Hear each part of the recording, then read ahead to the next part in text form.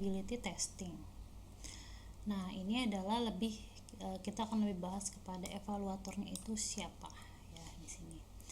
Evaluatornya ini Anda tidak boleh menjadi pengguna akhir Anda. Mereka harus ahli dalam bidangnya, dalam bidang si webnya ini, kalau misalkan membuat web ya, dan lebih disukai dengan keahlian domain dalam jenis industri tempat produk Anda bekerja. Jadi bisa juga ngambil dari tempat produk yang akan kita tawarkan gitu ya. 3-5 evaluator disarankan. Evaluator tunggal hanya menemukan 35% dari masalah kegunaan ya. Jadi evaluator ini dia biasanya hanya menemukan 35% problemnya apa saja. Jumlah pasti evaluator yang digunakan bergantung pada analisis biaya manfaat. Jadi disesuaikan lagi dengan anggaran ya. Nah, ini proporsi usability yang bisa ditemukan, dan ini jumlah evaluatornya, rasio ya. Jadi semakin semakin sedikit dia makin tinggi gitu ya. Nah, kemudian di sini ada contoh pemilihan evaluator. Ini studi kasusnya ya, misalkan pada dosen teknik informatika ya. Ini bisa juga evaluator itu dosen, atau misalnya orang-orang yang paham dalam bidang IT, atau orang yang profesinya memang dia sebagai web designer, atau memang dia biasa membuat project gitu ya. Jadi intinya yang ahlinya gitu ya. Nah, dan ini ada bagian-bagiannya juga nanti sebagai apa. Ini profil dari evaluator ya intinya.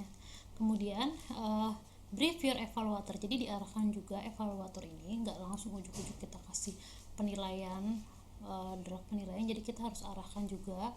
Evaluator ini harus tahu persis apa yang harus mereka lakukan dan liput selama evaluasi, dan sesi pengarahan harus distandarisasi untuk memastikan evaluator menerima instruksi yang sama. Nah, jadi tidak bias nantinya. Kemudian first evaluation phase ya. Tahap yang pertama ini biasanya akan memakan waktu sekitar 2 jam. Jadi dia akan mengobservasi dulu bagaimana sistem dan kerumitan produk kita.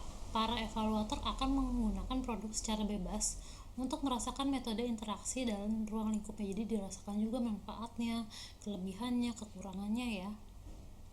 Lalu nanti akan diidentifikasi nih elemen spesifik yang ingin mereka evaluasi. Nah, kemudian di fase yang kedua, evaluator akan melakukan run through. Jadi menerapkan heuristik yang tadi sebelumnya sudah dibahas itu ya ke dalam elemen yang diidentifikasi pada fase pertama.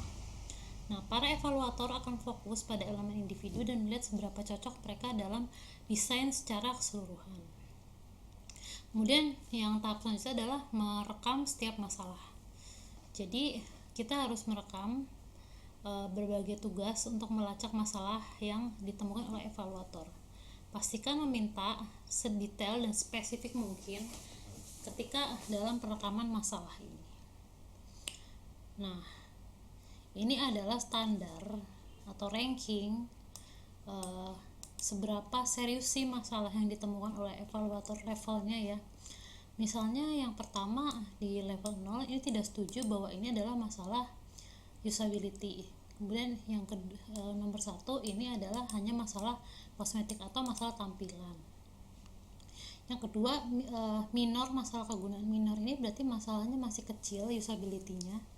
Kemudian yang ketiga, di level yang ketiga adalah masalah kegunaan utama.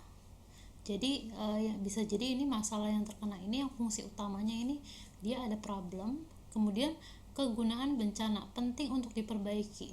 Jadi yang penting itu hanya untuk level 3-4 ya, 3-4 aja.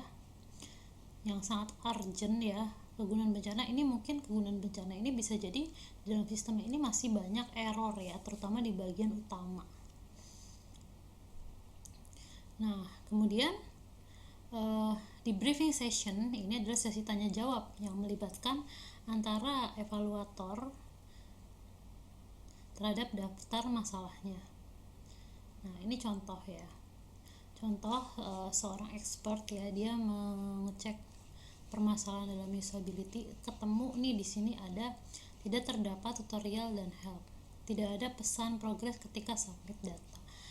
ini ada di heuristik yang nomor berapa. Tadi di sebelumnya kan kita bahas tentang heuristik ya, misalkan ternyata tidak terdapat tutorial dan help, ini ada di heuristik yang ke-10. Nah kalau misalkan balik lagi ke yang sebelumnya ini ya, di pertemuan yang 13 kita cek lagi nggak apa-apa. Di yang pertemuan 13 itu ini kan membahas itu ya, heuristik ya.